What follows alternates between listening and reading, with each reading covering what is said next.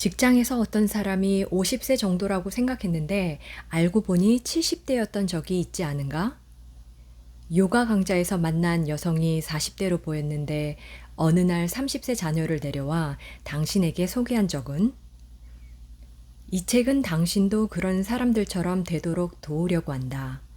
나이 들어도 정말 좋아 보이는 사람들, 나이 들어도 아름답고 건강하고 활력 있고 행복하고 섹시하고 민첩하고 튼튼한 사람들. 그런 사람들의 건강 습관을 당신도 몸에 익히도록 도우려는 것이다.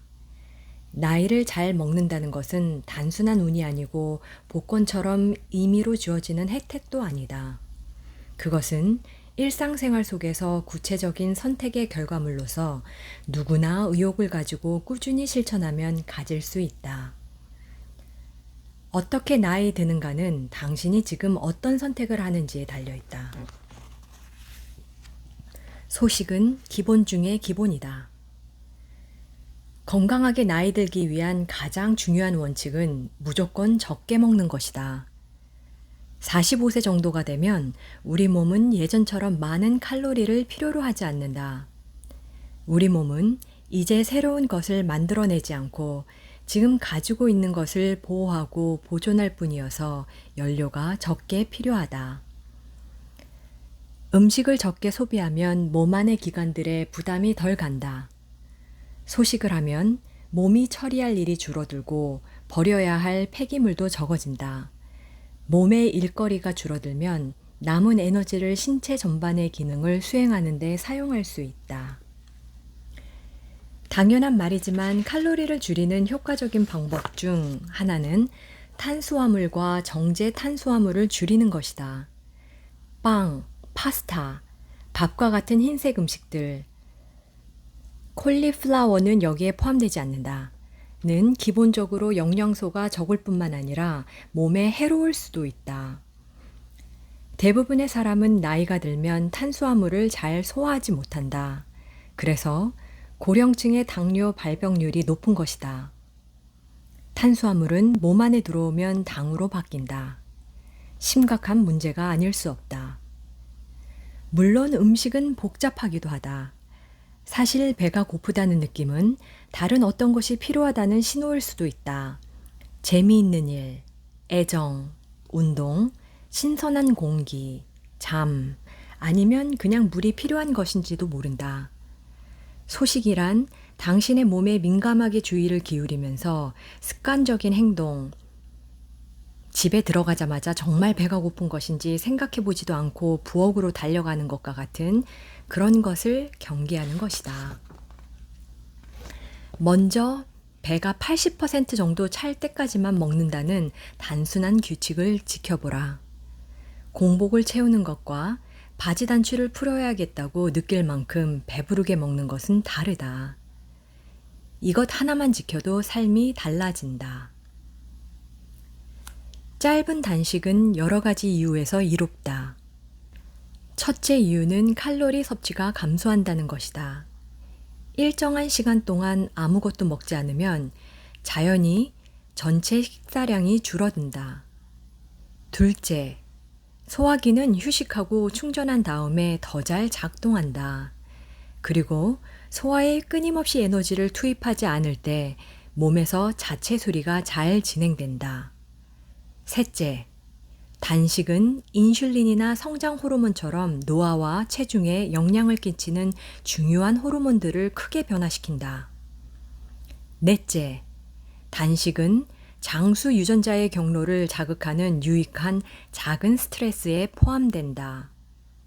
다섯째, 단식을 하면 자가 포식이 시작된다. 이것은 정말 중요한 이유다. 자가 포식은 세포의 해독에 해당하는 과정으로 면역력을 키우고 건강하게 나이 들기 위해 반드시 필요하다. 일주일에 2-3번 저녁을 일찍 먹고 다음날 아침을 조금 늦게 먹어서 두 끼 사이가 16시간까지 벌어지도록 하라. 이 방법은 단순하지만 정말 강력한 실천이다. 그리고 그렇게 어렵지도 않다. 오후 7시나 8시까지는 저녁 식사를 끝낸다는 원칙을 정하고 잠을 7시간에서 8시간은 자는 것이 좋다. 아침에 일어나면 큰 잔에 물을 따라 마셔라. 그러고 나서 11시나 12시에 영양가 풍부한 음식으로 식사하면 된다. 장과 면역력은 하나다. 면역 체계의 70%는 뱃속에 있다. 나이가 들수록 장내의 마이크로바이옴, 인체에 사는 세균, 바이러스 등 각종 미생물들을 총칭함을 건강하게 유지하는 것이 중요해진다. 좋은 박테리아의 종류가 많아야 하고 나쁜 박테리아의 수는 적어야 한다. 우리 몸 안의 작은 미생물 생태계가 망가지면 우리의 섬세한 장벽이 약해져 몸 전반에 심각한 문제를 일으킬 가능성이 있다. 시작은 식단 조절이다. 하지만 그게 전부가 아니다. 이 책에 실린 거의 모든 조언은 장내 마이크로바이옴을 튼튼히 하고 개선하기 위한 것이다. 나의 조언을 축약하면 다음과 같다. 가공 처리되지 않은 신선한 유기농 식품을 먹어라. 항생제와 호르몬을 주입한 동물성 식품을 멀리하라. 글리포세이트와 같은 독성 제초제가 뿌려진 농산물도 멀리하라. 유기농 인증을 받은 생산자들은 글리포세이트를 살포하지 않는다. 당신의 몸에 프리바이오틱스, 마늘, 양파, 파, 아스파라거스 등과 프로바이오틱스, 발효식품을 날마다 공급하라. 잠을 잘 자고 수분을 충분히 섭취하고 명상을 하고 항생제는 꼭 필요할 때만 사용하고 넥시움, 식도염 증상을 완화하는 처방약 같은 위장약을 장기간 복용하지 마라. 다시 말해 일반적으로 웰니스에 좋은 생활 습관들은 중년 이후 장 속 건강과 면역력을 유지하는 데도 큰 도움이 된다. 설탕은 정말로 줄여야 한다. 나이가 든 사람에게 설탕은 아주 해롭다. 설탕은 면역 체계를 약화시킨다. 그리고 모두가 두려워하는 당뇨병, 심장질환, 암, 알츠하이머병 같은 병을 키운다. 설탕이 특정한 단백질과 결합하면 노폐물을 만들어내고 그 노폐물은 혈관 내에 쌓인다. 이 노폐물은 여기저기 머물러 있다가 당신의 신체 기관에 마치 녹이 끼듯 내려앉는다. 이 노폐물은 세포막을 손상시키고 혈관벽에 미세한 구멍을 뚫기도 한다. 만약 당신이 생활 습관을 딱 하나만 바꾼다면 그것은 정제당 섭취를 줄이는 것이어야 한다. 그리고 꿀과 아가베 시럽도 줄여라. 꿀과 아가베 시럽도 당신의 몸에 설탕과 똑같이 작용한다. 설탕은 다양한 가공식품 안에 숨어 있지만 우선 명백한 음식들부터 줄이자. 시리얼, 쿠키, 사탕, 탄산음료, 과일 주스. 과일 주스는 탄산음료와 똑같이 몸에 나쁘다. 정말로 달콤한 음식이 당길 때는 베리류나 초록 사과를 먹어라. 초록 사과는 붉은 사과보다 당이 적다. 과일에 함유된 섬유질은 당의 흡수 속도를 약간 늦춰주기 때문에 과일을 먹으면 설탕이 많이 들어간 다른 음식을 먹을 때처럼 당이 곧바로 몸에 흡수되어 혈당이 급상승하지는 않는다. 당신이 커피에 설탕을 조금씩만 넣어 마신다고 해도 오랫동안 누적되면 양이 많아진다. 그냥 설탕을 끊어라. 그렇다고 화학물질 범벅인 인공 감미료를 넣지는 말자. 정말로 커피나 차를 달게 해서 마시고 싶다면 나한과를 대신 넣어보라. 나한과는 각설탕처럼 생겼고 사탕 형태로도 판매된다. 아니면 천연 감미료인 스테비아를 사용하라. 일부 스테비아 제품에는 다른 감미료가 첨가되어 있으므로 100% 스테비아를 구입해야 한다. 솔직히 말하면 나한과도 스테비아도 진짜 설탕 맛은 아니지만 달콤하긴 하다. 나한과나 스테비아는 단 것을 찾는 입을 달래기 위한 전환기의 도구로 활용하라. 최종 목표는 당신의 미각이 설탕을 갈망하지 않게 만드는 것이다. 어떤 사람들은 에리스트리톨이나 자일리톨과 같은 당 알코올 감미료를 선택하지만 이런 것들을 섭취하면 가스가 차서 소화에 방해가 되니 되도록 피하는 것이 좋다. 현대 사회는 설탕을 기분 좋은 간식이라는 틀로 바라본다. 디저트는 쾌락이며 때로는 보상으로 제공된다. 그러나 사실 설탕은 몸에 상이 아닌 벌을 준다. 그리고 설탕을 끊기가 그토록 어려운 이유는 그것이 약물이기 때문이다. 설탕은 코카인이나 헤로인과 똑같이 뇌의 특정 영역을 자극하는 중독성 물질이다. 그러니 설탕을 무서워해야 마땅하다. 만약 당신이 진짜 설탕 없으면 못 사는 사람이라면 설탕 섭취를 줄이기가 너무나 어렵다면 글루타민 보충제의 도움을 받아보라. 글루타민 보충제는 당신의 뇌를 속여서 당신이 포도당을 섭취하고 있다고 생각하게 만든다. 설탕 섭취를 줄이면서 처음 몇 주 동안만 글루타민 보충제를 먹어보라. 더 많이, 더 잘 자기. 이 책의 목표 중 하나는 통증이 찾아오고 여기저기 아픈 곳이 생기기 전에 당신의 삶을 변화시키는 것이다. 나이가 들면 그날그날의 필요를 회복하는 양질의 수면이 퍼즐의 중요한 조각이 된다. 잠을 중요하게 취급하라. 그러면 금세 건강해지는 것을 느낀다. 아침에 일어나자마자 밖으로 나가서 햇빛을 쬐라. 그러면 당신의 생체 리듬이 주기에 맞춰진다. 낮에는 활기 있고 해가 지면 활력이 떨어지다가 밤에는 잠이 온다. 아침 시간에는 명상을 하라. 아침 명상은 밤잠에 긍정적으로 작용한다. 운동도 마찬가지다. 낮 시간에 유산소 운동을 하면 밤에 더 쉽게 잠이 든다. 꿈을 꾸는 시간인 렘 수면 시간과 깊은 잠을 자는 시간이 모두 충분해야 한다. 비렘 수면이라 불리는 깊은 잠을 잘 때는 두뇌 활동이 거의 일어나지 않는다. 바로 이때 몸 안에서 회복이 진행되고 뇌의 노폐물 청소 시스템이 작동해 단백질과 기타 독성 물질을 제거한다. 잠을 푹 자지 못해 비렘 수면이 부족하면 글림프 시스템이 제 기능을 수행하지 못하고 그 결과 노폐물이 뇌 안에 쌓여 흐릿하고 몽롱한 기분으로 생활하게 된다. 대다수 사람들은 7시간에서 9시간 수면을 취할 때 몸 상태가 최적이 된다. 그렇다. 9시간이다. TV와 소셜미디어, 끝없는 업무 이메일에 수면 시간을 빼앗기고 있다면 당장 그 습관부터 바꿔라. 오후 3시쯤 마시는 라떼. 당신의 카페인 대사 능력은 유전으로 정해진다. 어떤 사람들은 식후에 카페인을 섭취해도 자리에 눕기만 하면 바로 잠이 든다. 어떤 사람들은 카페인에 민감해서 아침에 모닝커피 한 잔만 마셔도 온종일 안절부절 못한다. 카페인의 반감기는 7시간으로 알려져 있다. 다시 말해 커피 한 잔을 마시고 나서 7시간이 지나도 카페인의 절반은 여전히 몸 안에 남아있다. 자신의 한계를 알아두고 카페인에 민감한 사람이라면 오후 2시 이후에는 커피를 마시지 마라.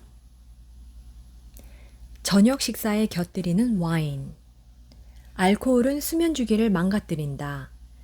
그러니까 알코올이 긴장을 풀어준다고 느껴지더라도 실제로는 밤의 잠에 깨게 만들 수 있다.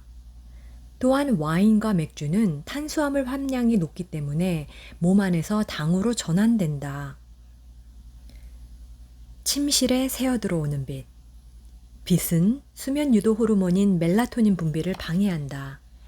침실을 최대한 어둡게 만들고 충전 등에는 검정색 테이프를 붙여라. 화장실에 가려고 잠깐 일어날 때도 밝은 조명등을 켜거나 휴대전화를 확인하는 것은 금물이다. 과도한 침실 난방. 숙면을 취하려면 중심 체온, 심장이나 방광 등 신체 내부 기관의 온도가 조금 낮아야 한다. 방을 너무 따뜻하게 하면 수면 호르몬이 억제될 가능성이 있다. 잠자리에 들기 1시간쯤 전에 따뜻한 물로 목욕을 하면 오히려 중심 체온이 낮아지기 때문에 숙면에 도움이 된다. 여름용 쿨링 매트 같은 침구를 사용하는 것도 좋은 방법이다. 실내 온도를 낮게 맞추거나 창문을 열어 놓아라. 잠들기 전에 먹는 간식. 밤늦게 음식을 먹으면 소화기관이 깨어난다. 특히 탄수화물을 섭취할 경우 당 수치가 갑자기 치솟을 수 있다. 밤에 음식을 먹지 말아야 할 이유는 이것 말고도 많은데 그중 대표적인 하나는 체중 증가의 원인이 된다는 것이다. TV 앞에서 잠들기. TV에서 나오는 청색광은 멜라토닌 분비를 억제한다. 아이패드로 전자책을 읽거나 노트북 컴퓨터를 들여다보는 것도 같은 결과를 초래한다. 청색광은 당신의 몸에게 계속 깨어 있으라는 메시지를 보낸다. 그리고 당연한 이야기지만 당신이 보고 있는 프로그램은 뇌를 자극하고 당신이 깜빡 잠든 뒤에도 TV 소리가 미세하게 당신을 자극한다. 이 모든 요소는 숙면을 방해한다. 만약 단순히 잡생각을 쫓기 위한 배경소음이 필요해서 TV를 켜놓는 거라면 TV 대신 백색 소음기를 사용하라. 날마다 많이 움직여라. 중년 이후의 운동은 정형화된 운동만을 의미하지 않는다. 중년 이후의 운동은 날마다 일상생활을 하면서 아침부터 저녁까지 최대한 많이 움직이는 것이다. 신체 활동을 즐기는 사람이 되자. 온종일 활동적으로 생활하는 것이 헬스클럽에서 1시간을 보내는 것보다 이롭다. 특히 헬스클럽에서 1시간을 보내지만 낮에는 책상에 앉아있고 밤에는 소파에 앉아있을 경우라면 물론 헬스클럽에서 하는 운동도 좋다. 하지만 건강하게 나이 들기의 진정한 비결은 기회가 있을 때마다 몸을 움직이는 것이다. 신체 활동은 활력과 민첩함을 유지하는 것 외에도 스트레스와 우울감을 덜어주고 순환을 촉진해 수면의 질을 높여주며 면역 회복력을 키워 만성질환 발병 확률을 낮춰준다. 중년 이후에는 운동에 각별히 신경을 써야 하는데 강도 높은 운동을 하기보다는 운동의 빈도를 높이려고 노력해야 한다. 중년 이후 신체 활동의 관건은 몸의 변화에 맞추어 운동 계획을 짜는 것이다. 덜 격렬한 운동을 선택하고 몸의 어떤 부위가 아프면 그 운동을 멈춰라. 모호한 조언처럼 들리겠지만 생각보다 많은 사람이 통증을 무시하고 운동을 계속한다. 이런 태도는 건강하게 나이 드는데 도움이 안 된다. 나이에 적응하고 기꺼이 후퇴하고 변화를 시도하는 편이 훨씬 낫다. 달리기를 할 때마다 통증을 느낀다면 자전거 타기로 바꿔보라. 자전거를 못 타게 되면 수영을 하라. 고난이도 요가 동작을 했더니 몸이 아프다면 그런 동작은 하지 마라. 물론 어려운 일일 수도 있다. 사람들은 자신의 운동 능력에 애착을 가지고 있으며 그 운동 능력을 자신의 정체성의 일부로 간주하기 때문이다. 하지만 운동 능력은 밀어붙이는 것보다 보존하는 것이 중요하다. 당신이 30대 때 철인처럼 튼튼했더라도 50대에는 철인이 아닐 수 있다는 사실을 받아들여야 한다. 그리고 근육과 관절은 평생 써야 하므로 근육과 관절이 다 닳기 전에 신중하게 생각하라. 90세에 얼마나 잘 걸을 수 있느냐는 지금 몸을 어떻게 보살피느냐에 달려 있다. 몸을 움직이기를 좋아하고 육체적 한계를 뛰어넘기를 즐기는 사람에게는 가장 중요한 일은 몸이 하는 말을 잘 듣고 그 말에 따르는 것이다. 물은 큰 컵으로 하루 4잔. 나이가 들면 갈증의 신호가 약해지기도 한다. 모두가 그런 것은 아니지만 어떤 사람들은 갈증을 아예 못 느낀다. 당신의 몸은 수분을 원하는데 입에 닿는 신호는 젊은 시절만큼 뚜렷하지 못한 것이다. 그러면 체내 수분 부족은 다른 방법으로 표현될지도 모른다. 집중이 안 되거나 배우자의 목소리가 귀에 거슬리거나 문제를 해결할 수 없거나 두통을 느낀다면 물을 마셔보라. 수분이 고갈되면 내 기능이 저하될 수 있으니까 날마다 큰 컵으로 4잔 이상 물을 마셔라.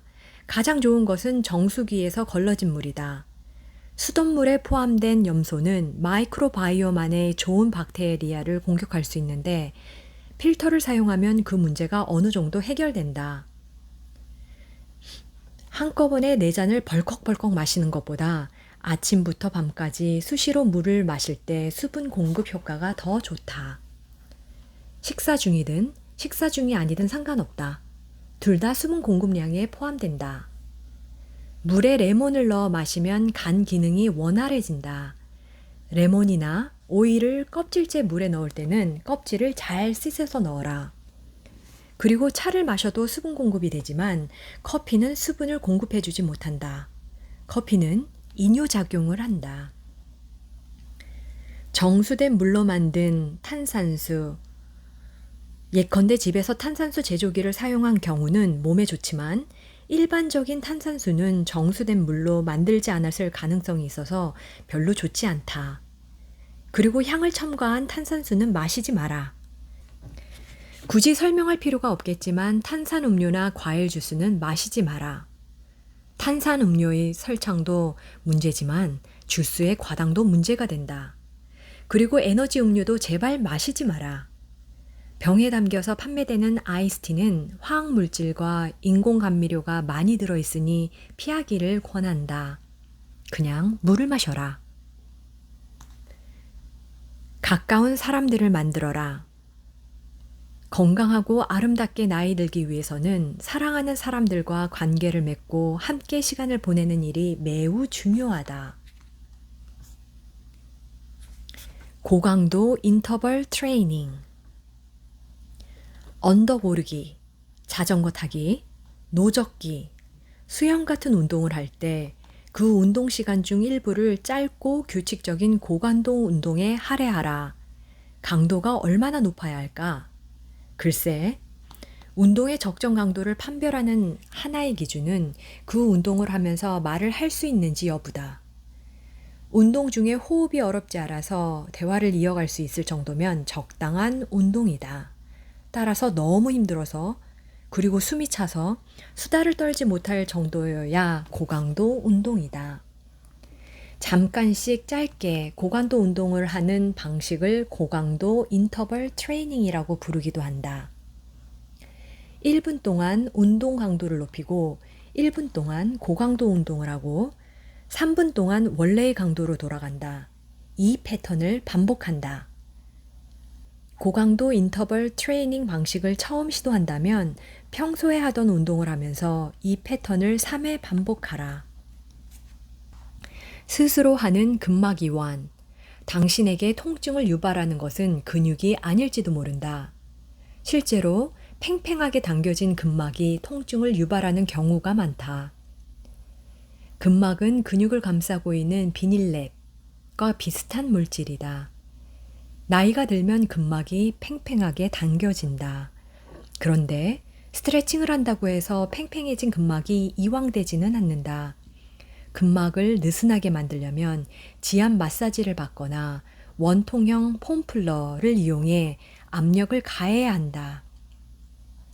근막이 팽팽하게 당겨지면 근육과 관절에 통증이 생길 뿐 아니라 걸음걸이가 달라지고 자세가 나빠진다.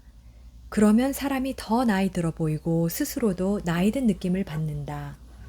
해결책은 폼플러를 사용해 주기적으로 근막을 이완하는 것이다. 근막 이완은 운동만큼이나 중요하다. 일주일에 2-3번은 허벅지, 엉덩이, 종아리, 어깨, 가슴의 근막을 풀어주어야 한다. 시간을 많이 들일 필요도 없다. 5분에서 10분이면 통증이 줄어들고 당신의 생활이 개선된다. 근막이 이완되면 근육이 더 잘 움직이므로 각종 부상을 예방하는 효과도 있다. 폼플러로 자가 근막 이완을 하면 처음에는 일종의 시원한 아픔이 느껴져 괴로울 수도 있지만 머지않아 몸이 훨씬 가뿐하고 잘 움직이는 느낌에 안도할 것이다. 폼플러 사용법은 글로 읽기보다 동영상을 보고 따라하는 것이 쉽다. 유튜브에는 폼플러 사용법을 단계별로 설명해주는 훌륭한 동영상이 많으니 자신에게 잘 맞는 것을 찾아보자. 마그네슘을 챙겨라. 미네랄의 일종인 마그네슘은 중년 이후의 건강에 반드시 필요한 영양소다. 마그네슘은 우리 몸속에 있는 300가지가 넘는 효소의 신진대사에 관여한다. 마그네슘은 면역 체계를 지원하고 혈압을 낮추고 뇌와 심장의 기능 수행을 돕고 긴장을 완화하고 밤에 잠이 잘 오도록 해준다. 장수를 원하는 사람에게 질 좋은 수면은 황금과 같다. 마그네슘이 많은 음식으로는 시금치, 호박씨, 검은콩, 자연산 태평양 가자미가 있다. 그러나 건강한 음식을 챙겨 먹는다 해도 사람들의 80%는 마그네슘 부족이라고 한다. 그러니 마그네슘 보충제를 섭취하라. 약용 버섯의 힘. 지금은 버섯 소비량을 늘릴 때다. 최근의 연구 결과에 따르면 영지버섯, 노루궁뎅이버섯, 차가버섯과 같은 약용버섯에 에르고티오네인과 글루타티온 같은 항산화 물질이 다량 함유되어 있다. 에르고티오네인과 글루타티온은 면역 체계를 활성화하고 알츠하이머병과 파킨슨병의 발병을 예방하는 효과가 있다고 한다. 특히 노루궁뎅이 버섯은 기억력과 인지 능력을 향상시킨다는 의미에서 누트로픽, 흔히 주의력 향상 약물이라고 부른다로 분류된다. 약용버섯은 가루, 알약, 액상 등 다양한 형태로 구입할 수 있다. 어떤 형태든 효과는 있는 것 같다. 약용버섯을 처음 접하는 사람은 버섯차로 시작하기를 권한다. 가루를 물에 타서 차로 만들어 마시거나 스프, 스무디, 커피, 홍차, 녹차 등에 섞어 먹으면 된다. 버섯 가루를 차로 마시면 흙과 비슷한 맛이 느껴진다. 어떤 것은 쓴맛이 강하고 영지버섯이 그렇다. 어떤 것은 쓴맛이 약하다. 차가버섯은 바닐라와 비슷한 향이 나고 맛도 좋다. 하루에 버섯차 한두 잔을 마셔보라. 이렇게 여러 가지 약용버섯을 섞어 먹으면 다양한 버섯의 효능을 한꺼번에 누리기 때문에 효과가 더욱 강력해진다. 만약 장수와 노화 방지에 도움이 되는 버섯을 단 하나만 골라야 한다면 답은 영지버섯이다. 영지버섯은 면역 체계를 지원하고 심혈관계를 튼튼하게 한다. 또한 혈압을 낮추고 스트레스와 염증을 완화하며 암 예방에도 도움이 된다. 노루궁뎅이 버섯은 기억력, 인지능력, 신경계의 기능을 향상시킨다. 나는 영지버섯과 노루궁뎅이 버섯이 함께 들어간 혼합 제품을 추천한다. 햇빛과 함께 하루를 시작하라. 밤에 잠이 잘 오도록 하는 비결 중 하나는 자연광과 함께 하루를 시작하는 것이다. 당신의 방에 아침 햇살이 저절로 들어온다면 당신은 운 좋은 사람이다. 방에 햇빛이 잘 들지 않는다면 아침에 일어나자마자 잠깐이라도 밖에 나가라. 아침 햇빛은 당신의 몸에 잠을 깨라는 신호를 전달하고 수면 호르몬인 멜라토닌 분비를 중단하고 당신의 생체 시계를 조정해서 낮 시간에는 활기를 얻고 밤에는 차분해지도록 해준다. 식사 시간도 생체 시계에 지대한 영향을 미친다. 신체 대사의 리듬을 생각하면 가장 푸짐한 식사는 한낮에 해야 한다. 밤늦게 음식을 먹으면 당신의 몸은 낮 시간, 칼로리와 에너지가 필요한 시간이라고 인식한다. 그러면 수면 호르몬 분비에 부정적인 영향을 주고 밤에 잠이 잘 오지 않거나 밤새 잠을 설치는 등의 문제가 생긴다. 숙면을 취하지 못하면 당신의 몸과 뇌에 반드시 필요한 청소와 회복이 제대로 이뤄지지 못한다. 그 결과 당신은 앞에서 언급한 악순환에 빠져든다. 찌뿌둥한 상태로 잠에서 깨어나고 에너지를 얻기 위해 탄수화물을 섭취하고 맑은 정신을 유지하기 위해 오후에 커피를 마시고 밤에는 또다시 잠을 이루지 못하고 잠을 소중하게 여기는 것은 당신이 건강을 위해 할 수 있는 가장 중요한 일들 중 하나다. 낮의 햇빛과 밤의 어둠에 맞추는 생활은 자연에 순응하는 가장 기본적인 방식이며 건강에도 좋다. 스트레칭과 물구나무 서기. 물구나무 서기. 곧 몸을 거꾸로 세우는 동작은 노화를 늦춰준다. 물구나무 서기를 하면 림프 배출이 개선되고 기운이 솟아나고 정신력이 강해지고 기분도 좋아진다. 몸을 거꾸로 세우면 몸속 기관들이 약간 기울어지고 피가 거꾸로 흐르면서 평소에는 영양분을 많이 얻지 못하는 곳에서도 순환이 활발하게 일어난다. 뇌도 여기에 포함된다. 또 물구나무 서기는 소화를 돕고 팔다리의 통증을 완화한다. 무엇보다 물구나무 서기는 가장 건전하고 가장 자연스럽게 기분이 좋아지는 방법이다. 물구나무 서기를 위해 반드시 지지대가 필요한 것은 아니다. 머리가 심장보다 낮아지는 자세라면 다 좋다. 예컨대 선체로 손을 밥그릇으로 가져가는 자세도 괜찮다. 자연 상태에 최대한 가까운 음식을 먹어라. 변형이 많이 가해진 식재료를 먹을수록 글리포세이트 같은 제초제와 유전자 조작과 항생제 주사에 노출된 식재료를 먹을수록 정제된 음식이나 장기간 저장한 음식을 먹을수록 그 음식이 당신의 면역 체계와 몸 전체에 문제를 일으킬 확률은 높아진다. 우리 주변에서 일상적으로 판매되는 식품은 상당수가 변형이 많이 가해진 것이다. 녹황색 채소, 콩류, 과일 같은 농작물만 신경 써야 하는 게 아니다. 다른 종류의 식재료도 질 좋고 신선한 것을 골라야 한다. 생경과 목초를 먹인 닭에게서 얻은 달걀, 방사사육하고 싱싱한 풀을 먹이고 항생제를 주입하지 않은 동물에게서 얻은 고기와 유제품을 선택하라. 날마다 식단에 탄수화물이 없는 채소와 갖가지 녹황색 채소를 아주 풍부하게 넣어라. 다양한 채소에는 각기 다른 영양소가 들어있다. 당신에게 매일 아침 똑같은 음식을 먹는 습관이 있고 그렇게 먹는 것이 좋다면 오후에는 여러 가지 음식을 섞어 먹어보면 어떨까? 자기가 사는 지역의 제철 음식을 먹는 것은 생각을 너무 많이 하지 않고도 다양한 영양소를 섭취하는 좋은 방법이다. 다양한 색깔의 음식을 골고루 먹는 것도 좋은 방법이다. 색소가 많이 함유된 채소에는 영양소도 그만큼 많다. 식품의 성분 표시를 읽고 재료를 꼼꼼히 따져보되 당신이 구입하는 대부분의 식품에는 아예 라벨조차 없어야 한다. 포장 용기에 적힌 문구 가운데 어떤 것들은 무의미하거나 오히려 더 나쁘다. 다이어트, 라이트, 저칼로리, 저지방, 저염, 천연, 무지방, 자연의 맛은 무의미한 말이다. 심장이 튼튼해진다고 홍보하는 시리얼에 속지 마라. 진짜로 심장을 튼튼하게 하려면 무엇을 해야 하는지 아는가? 시리얼을 먹지 않아야 한다. 설탕 무첨가라는 표기는 보통 더 나쁜 것을 의미한다. 아스파탐 같은 인공 감미료를 첨가했다는 뜻이기 때문이다.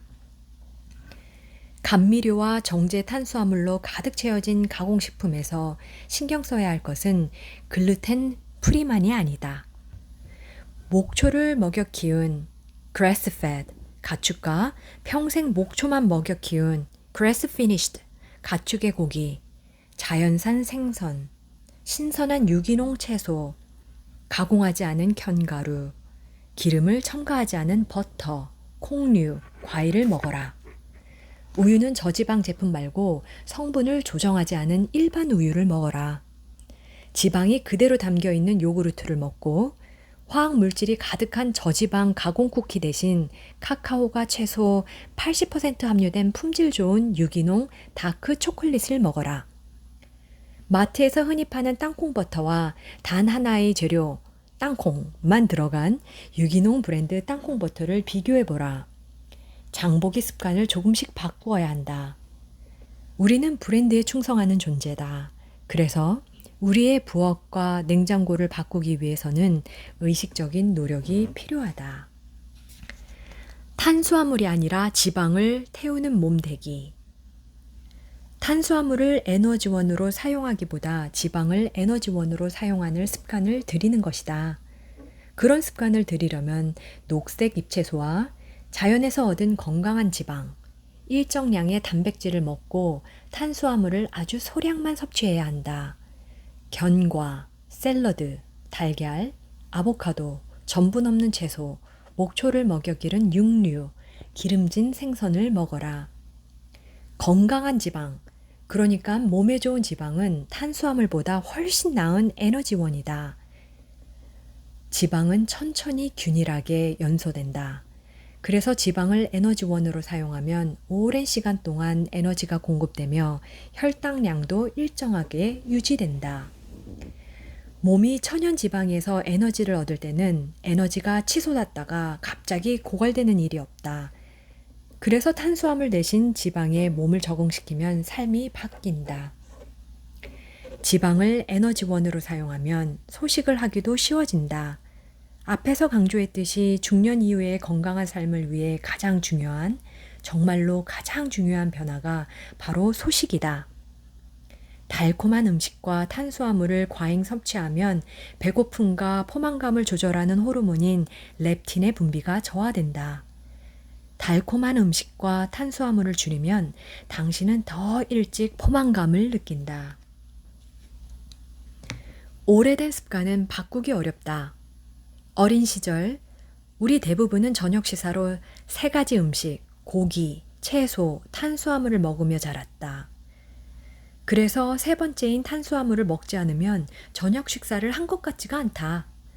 우리가 발견한 효과적인 해결책은 탄수화물을 건강한 지방으로 대체하는 것이다. 아보카도 몇 조각, 저지방 가공을 하지 않은 허브 요구르트, 신선한 모짜렐라 치즈 조금 하면 탄수화물을 그리워하지 않게 된다. 콜리플라워 라이스나 으깬 콜리플라워를 곁들여도 좋다. 콜리플라워 라이스는 전문 같은 질감을 지니고 있지만 파스타나 쌀처럼 대사에 부정적인 영향을 끼치지 않는다. 아니면 곡물이 첨가되지 않은 아몬드 가루 파스타를 먹는 방법도 있다. 아몬드 가루 파스타는 병아리콩, 렌틸콩, 검은콩으로 만든 파스타보다 전분 함량이 적어서 좋다. 좋은 음식으로 하루 2끼만. 중년 이후에는 건강 측면에서 아침 식사가 하루 중에 가장 덜 중요한 끼니라고 말할 수 있다. 앞에서 설명한 대로 짧은 단식을 하면 좋은 점이 많은데 아침 식사를 건너뛰면 짧은 단식을 쉽게 할 수 있다. 당신이 지금 단식을 하고 있지 않더라도 하루에 3번보다는 2번 식사가 유익하다. 음식을 적게 먹으면 몸에 부담이 덜 가고 처리할 일이 적고 소화와 분류에 에너지를 덜 쓰기 때문에 회복과 수선에 사용할 에너지가 확보된다. 또 짧은 단식은 몸에 적당한 스트레스를 줌으로써 긍정적인 호르메시스 효과를 발휘한다. 작은 스트레스를 건져내면 우리의 몸은 더 튼튼해진다. 하루 2끼 식사를 원칙으로 삼으면 몸에 부담이 덜 가고 덤으로 자유롭게 쓸 수 있는 시간이 확보된다. 반드시 아침을 생략할 필요는 없다. 저녁 식사를 건너뛰어도 무방하다. 중요한 것은 이른 아침 또는 늦은 밤이 아니라 열량의 상당 부분을 소모하는 일과 시간에 음식을 섭취하는 것이다. 되도록 잠자리에 들기 3시간 전에 식사를 끝내라. 음식만 문제가 아니다. 기름을 확인하라. 요리에 많이 사용되는 기름 중 일부는 우리의 시스템을 망가뜨린다. 식물성으로 불리는 이 기름들은 매우 해로운데 아주 많은 음식에 들어간다. 문제가 되는 기름 중 하나가 카놀라유다. 사람들은 포화지방이 적게 들어있다는 이유로 카놀라유가 건강에 좋은 기름이라고 착각한다. 사실 카놀라유는 몸에 해롭다. 홍화씨유, 해바라기씨유, 콩기름, 옥수수 기름, 그리고 식물성 이름이 붙은 다른 모든 기름은 몸에 해롭다. 식물성 기름에는 식물이 안 들어간다. 이 기름들은 모두 여러 번 정제되었고 유전자 조작을 거쳤으며 오메가6는 몸에 좋지 않다. 함유량이 높다.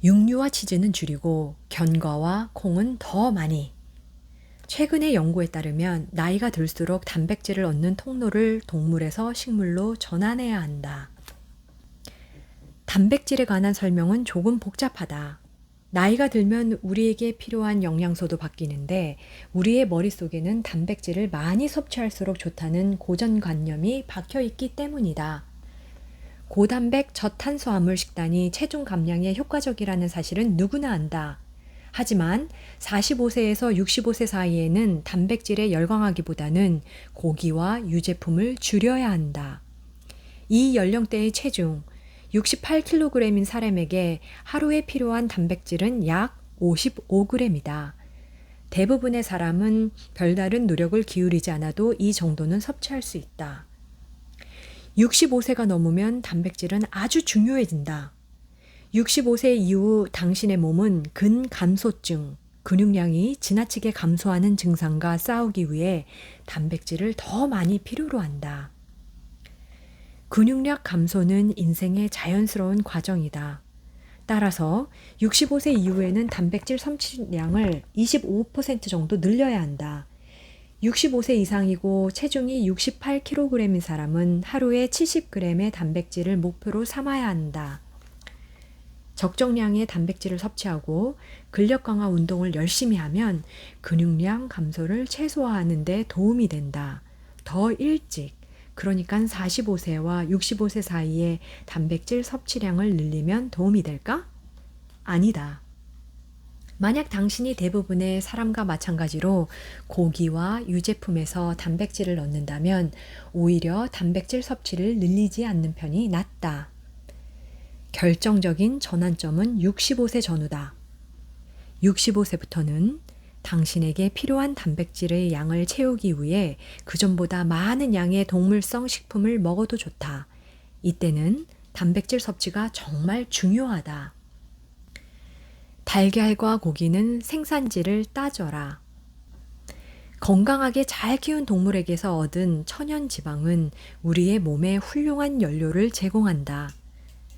나는 적절한 환경에서 생산된 소량의 육류를 섭취하는 데 찬성한다.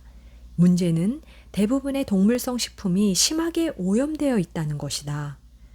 밀집형 가축 사육 시설에서는 비좁고 비위생적인 환경에서의 감염을 예방하기 위해 그리고 살을 찌우기 위해 동물들에게 항생제 주사를 놓는다. 만약 당신이 밀집형 가축시설에서 생산된 공장식으로 생산된 고기를 먹고 있다면 항생제도 함께 먹는 셈이다. 항생제는 당신의 마이크로바이옴을 망가뜨린다. 그리고 고기 생산자들은 대부분 소에게 풀 대신 옥수수를 먹인다. 옥수수가 풀보다 싸기 때문이다. 소는 반추동물이라서 풀을 먹어야 한다. 옥수수를 먹여 키운 소에게서 얻은 스테이크 한 조각을 먹을 때 당신의 지방 분포는 엉망이 된다. 건강한 지방을 해로운 지방으로 전환한 셈이기 때문이다. 밀집형 가축 사육시설에서 생산한 생선, 유제품, 달걀 역시 똑같은 문제를 안고 있다. 그래서 우리는 목초를 먹여 키운 고기 또는 목초만 먹여 키운 고기를 구입해야 한다. 닭과 달걀을 구입할 때는 목초지에서 키운이라는 문구가 있는 것을 찾아보라. 당신의 거주지 부근의 목초지에서 키운 고기, 풀을 먹여 키운 유기농 고기, 자연산 생선을 판매하는 곳이 없다면 온라인 주문도 가능하다. 음식 섭취량을 늘리지 않고 단백질 섭취량만 늘리고 싶다면 사골국이나 콜라겐 파우더를 이용할 수도 있다. 콜라겐 파우더는 소의 힘줄과 인대, 생선, 껍질 등을 분쇄한 것으로 우리의 힘줄과 인대를 튼튼하게 해준다. 육류 중에서도 내장간, 혀, 췌장 등은 특히 영양가가 풍부하다. 당신이 내장을 좋아하는 사람이고 괜찮은 판매처를 알고 있다면 반드시 내장을 챙겨 먹어라. 좋은 소금, 나쁜 소금. 소금이 나쁘다는 설도 많지만 소금에는 우리 몸에 꼭 필요한 필수 미네랄이 함유되어 있다. 표백해서 구운 정제소금, 맛소금과 포장식품에 들어가 있는 가공 처리되어 미네랄이 빠져나간 소금은 되도록 피하라. 히말라야 핑크 소금이나 미국 유타주에서 생산되는 레드먼드 소금처럼 정말 좋은 비정제 결정 소금은 몸에 좋을 뿐 아니라 반드시 필요하다. 요즘에는 바다에서 얻은 소금보다 산에서 채취한 소금이 인기를 끈다. 최근에 바다 소금에서 미세 플라스틱이 발견되었다는 연구 결과가 나왔기 때문이다. 당은 어디에나 있다. 숨은 당을 조심하라. 당신도 알다시피 꼭 설탕만 당이 아니다. 꿀, 아가베 시럽, 화이트 와인, 바나나, 포도도 당이다. 파스타, 감자, 빵, 옥수수 같은 전분질 탄수화물도 당이다. 그리고 당신의 몸 안에서는 어떤 당이든 큰 차이가 없다. 따라서 당신이 섭취하는 당분의 총량에 주의를 기울여야 한다. 숨어있는 당분 섭취량을 줄이고 싶다면 우유 대용 음료를 고려해보라. 우유 대용으로 마시는 오트밀크는 훌륭한 식품으로 알려져 있지만 잘 따져보고 섭취해야 한다. 널리 알려진 제품인 오틀리의 경우 초콜릿 맛 제품에는 1회 음용량 250ml 기준으로 당이 19g, 탄수화물이 25g이나 함유되어 있다. 만약 당신이 유제품을 소화하지 못하는데 그래도 커피에 뭔가를 넣어 마시고 싶다면 코코넛 밀크 또는 카라기난, 무첨가, 아몬드 밀크 같은 무가당 우유 대용 음료를 마셔라. 카라기난은 점도를 높여주는 물질인데 어떤 사람들에게는 알레르기 반응을 일으킨다. 커피 전문점이나 패스트푸드점에서 판매하는 병에 든 음료에는 설탕이 엄청나게 들어간다. 이런 음료가 당신 삶의 일부가 되어서는 안 된다. 이른바 에너지 음료는 음료 중에서도 최악이다. 게토레이 한 병 600ml에는 설탕이 39g 들어있고 비타민 워터 한 병 500ml에는 설탕이 23g 들어있다. 앞에서 설명한 대로 에너지 음료는 절대로 가까이 하지 마라. 최근에는 에너지 음료가 혈압을 상승시킨다는 연구 결과까지 나왔다. 플라스틱 병에 담긴 아이스티에도 설탕이 잔뜩 들어있다. 병에 담긴 음료를 꼭 구입해야 한다면 무조건 물을 선택하라. 질 좋은 차가 면역력을 높여준다. 커피와 차를 나란히 놓고 보면 확실한 승자가 있다. 커피는 괜찮은 음료다. 커피는 대부분의 사람에게 해롭지 않으며 폴리페놀을 소량 함유하고 있으므로 몸에 조금 이롭다. 하지만 좋은 차는 굉장한 힘을 발휘한다. 질 좋은 홍차와 녹차에는 폴리페놀이 풍부하다. 폴리페놀은 중요한 장수 유전자의 경로를 활성화하고 손상된 세포를 회복하며 면역력을 높여주고 염증을 완화한다. 홍차와 녹차의 차에는 찻잎을 수확하는 시기와 발효 여부이다. 홍차와 녹차의 차이는 찻잎을 수확하는 시기와 발효 여부다. 차는 유기농으로 구입하라. 일반적으로 차는 농약을 많이 뿌리는 작물이기 때문이다. 그리고 차를 하루에 2잔에서 4잔 정도 즐겨보라. 인조고기, 너무 믿지 말 것. 대체육의 상당수는 정크푸드에 가까운 음식이다. 가공을 많이 거쳤고 의심스러운 재료가 잔뜩 들어갔기 때문이다. 유전자 변형콩, 카놀라유, 해바라기 씨유, 이스트 추출물, 정체가 불분명한 향, 변성 전분, 수상한 재료의 목록은 끝이 없다. 어떤 경우든 가공식품은 결코 좋은 선택이 못 된다. 무조건 자연 상태에 가까운 음식을 먹는 것이 낫다. 마이크로바이옴의 가지와 줄기를 심어라. 섬유질은 단백질과 마찬가지로 중년 이후의 건강한 식단에서 매우 중요하다. 그리고 여기서 섬유질이란 곡물의 결을 뜻하지 않으며 그 어떤 곡물과도 관련이 없다. 우리가 이야기하는 섬유질은 식물성 셀룰로스 섬유다. 특히 생과일과 생채소에서 당신의 몸이 쉽게 소화하지 못하는 부분이 중요하다. 프리바이오틱스라고 불리는 이 섬유질은 당신의 마이크로바이옴의 황금과도 같다. 셀룰로스 섬유는 장내 유익균의 먹이가 된다. 프리바이오틱스를 많이 섭취하는 방법은 간단하다. 채소에서 당신이 평소에 잘라버리는 부분들을 열심히 먹어라. 당근의 맨 끝부분, 양상추의 밑동, 줄기콩의 줄기 끝부분을 먹어라.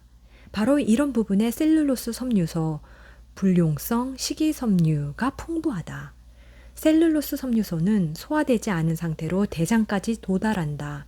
그리고 대장에서는 유익한 박테리아들이 잔치를 벌이려고 기다리고 있다. 케일의 줄기와 브로콜리의 단단한 줄기 부분을 먹어보라. 얇게 저며 썰어서 후무스에 찍어 먹거나 토막썰기에서 샐러드에 넣어보아라. 양파, 마늘, 아스파라거스, 민들레나물, 치커리 뿌리를 많이 먹어라. 이 모두가 프리바이오틱스를 제공하는 식품이다. 프리바이오틱스와 프로바이오틱스의 상호작용은 우리 장내 미생물을 건강한 상태로 만들어준다. 우리가 프리바이오틱스를 강조하는 이유는 대부분 사람들이 프리바이오틱스를 충분히 섭취하지 않기 때문이다. 알다시피 프로바이오틱스는 요구르트, 캐피어, 김치, 사워크라프트 등의 발효식품을 통해 섭취할 수 있다. 프로바이오틱스는 음식을 통해 섭취하는 것이 가장 좋지만 보조제 형태로 섭취해도 도움이 된다. 다시마와 해초류, 신선한 음식을 다양하게 섭취하면 당신의 몸에 꼭 필요한 미량 영양소를 종류별로 얻을 수 있다.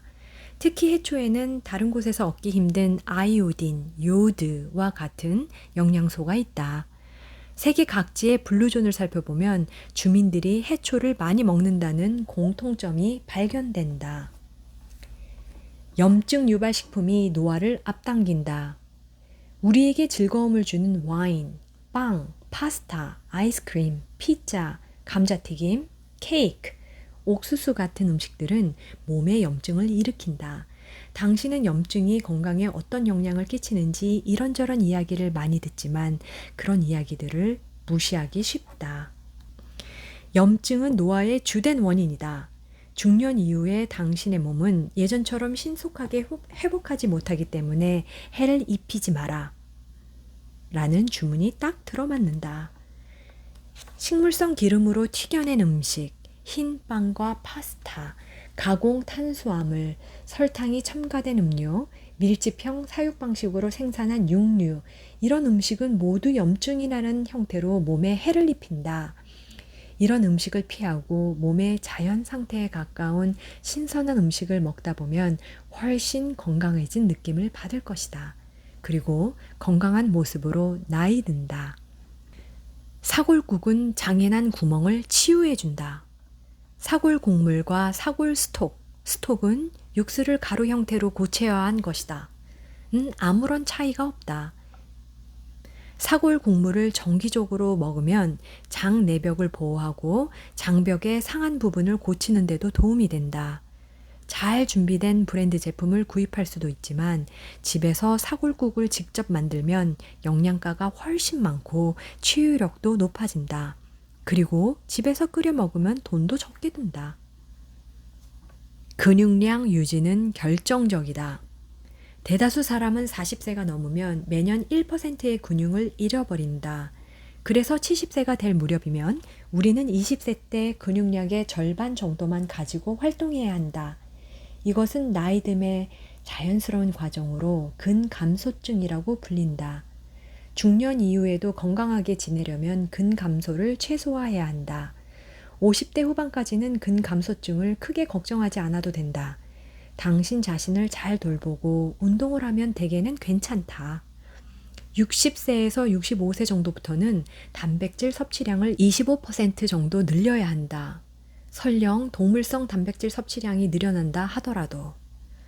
퍼즐의 다른 조각은 근력 운동이다. 일상생활 속에서 끌기와 물건 들러 올리기 같은 저항성 운동을 하면 근육량을 유지하는 데 도움이 된다. 근력 운동이란 단순히 뭔가를 들어 올리는 운동이 아니다. 근력 운동은 저항성이 있는 모든 활동을 가리킨다. 저항성은 운동용 밴드, 공, 아령, 바, 끈, 운동기구, 그리고 자신의 체중, 요가에서 몸을 평평하게 유지하는 플랭크 자세 또는 푸시업의 하강 동작을 생각해보라 에서 나온다. 근육량 유지의 중요성은 아무리 강조해도 지나치지 않는다. 근육을 너무 많이 잃어버려서 노쇠해지는 일은 피해야 한다. 그래서 당신이 어떤 운동을 좋아하든 간에 들어올리기, 상체 운동, 등산, 플랭크, 물구나무 서기, 복싱, 수영, 자전거, 스쿼트, 프레스, 풀링, 푸싱 등의 운동을 꾸준히 하라. 날마다 기회를 포착해서 저항성 운동을 하라. 가구를 옮기거나 호스를 끌어당기거나 상자를 운반하라. 목적이 있는 행동도 엄연한 근력 운동이다.